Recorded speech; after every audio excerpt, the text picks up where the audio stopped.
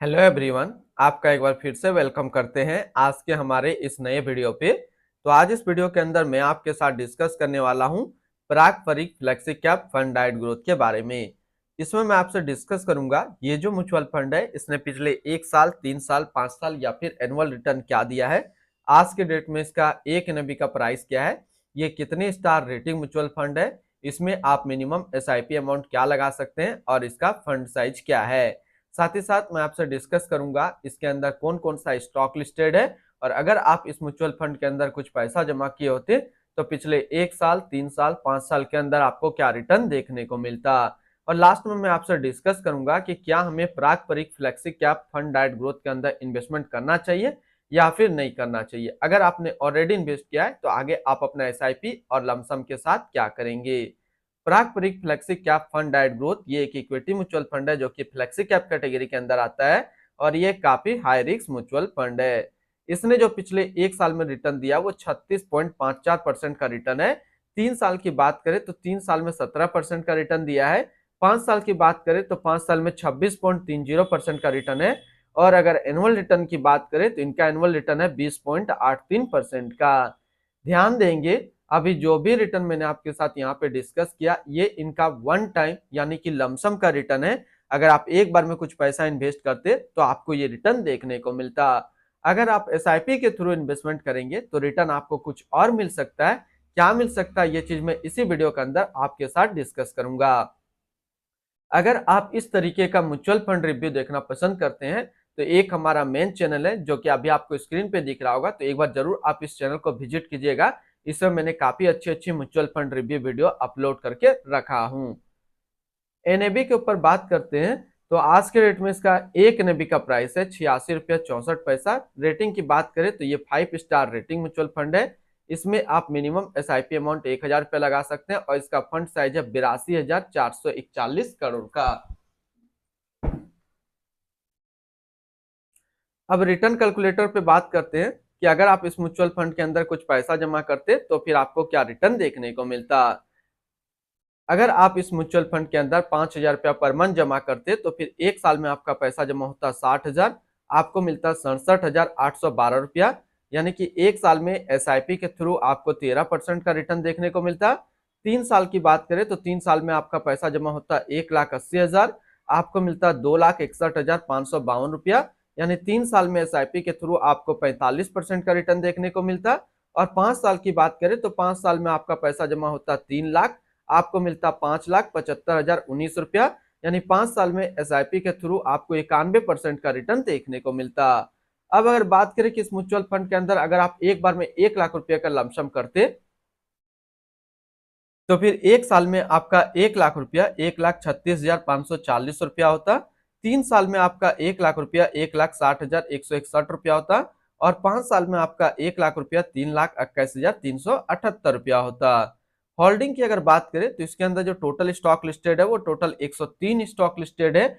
अगर हम इसमें टॉप 10 और उसके सेक्टर वाइज डिस्कस करें तो पहला नाम आता है एचडीएफसी बैंक लिमिटेड फाइनेंशियल क्षेत्र, power grid corporation of India limited energy, Bajaj holding and investment limited financial, ITC limited consumer staples, coal India limited energy, ICICI bank limited financial, Maruti Suzuki India limited automobile, HCL technology limited technology, Axis bank limited financial, Meta platform INC service के क्षेत्र में है। अगर इसकी holding analysis की बात करें तो इक्विटी पे है 81.3%, डेप्ट पे है 18.1% और कैश पे है 0.7%। इसकी इक्विटी सेक्टर एलोकेशन की अगर बात करें तो फाइनेंशियल पे है 36.5, एनर्जी पे 16.1, सर्विस पे 14.9, टेक्नोलॉजी 11.7, ऑटोमोबाइल 7.8, कंज्यूमर स्टेप 7.2 और अदर्स पे है 5.9%। यानी कि अगर आप पारंपरिक फ्लेक्सी कैप फंड के अंदर अपना पैसा इन्वेस्ट करते हैं तो आपका पैसा इन सारी कैटेगरी पे डिस्ट्रीब्यूट होकर के लगेगा। इनकी एडवांस रेशियो की अगर बात करें तो इसका प्राइस टू अर्निंग रेशियो 19.55 और पीबी रेशियो 3.83। अगर आप इस म्यूचुअल फंड के अंदर अपना पैसा इन्वेस्ट करना चाहते हैं तो फिर मिनिमम लमसम आपको 1,000 रुपया का करना होगा।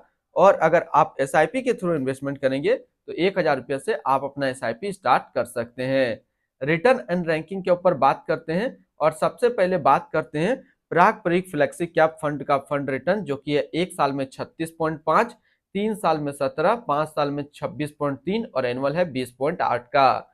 वहीं पे इस कैटेगरी का जो एवरेज रिटर्न होता है यानी कि equity flexi cap mutual fund का 1 साल में 34.3, 3 साल में 14.9, 5 साल में 18.8 का। तो यहाँ से देखेंगे ये म्यूचुअल फंड 1 साल, 3 साल या फिर 5 साल हमेशा अपना कैटेगरी एवरेज से ज्यादा रिटर्न दिया है।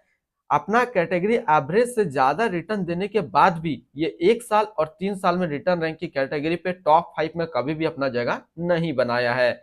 5 साल की बात करें तो 5 साल में ये टॉप 4 में अपना कैटेगरी में जो है जगह बना पा रहा है। तो अगर आप इसके अंदर इन्वेस्टमेंट करना चाहते हैं या फिर ऑलरेडी इन्वेस्टेड है तो फिर आपका क्या टारगेट होना चाहिए एसआईपी और लमसम का। तो लमसम में मैं टारगेट दूंगा 7 साल का और एसआईपी में टारगेट दूंगा 11 साल का। अगर आप इस म्यूचुअल फंड के अंदर इतने टाइम तक होल्ड करेंगे अपना पैसा को, यानी कि लमसम में होल्ड करना है और एसआईपी पे कंटिन्यू आपको एसआईपी करते रहना है, तो फिर ये म्यूचुअल फंड्स आपको काफी अच्छा रिटर्न दे देगा। यानी कि पारंपरिक फ्लेक्सी कैप में आपको 7-11 का फॉर्मूला याद रखना है। 7 साल लमसम, एसआईपी 11 साल। अगर इसके आसपास इसी तरीके का फ्लेक्सी कैप म्यूचुअल फंड्स देखे तो इससे एक थोड़ा सा अच्छा म्यूचुअल फंड है जो कि है JM flexi cap fund diet plan growth.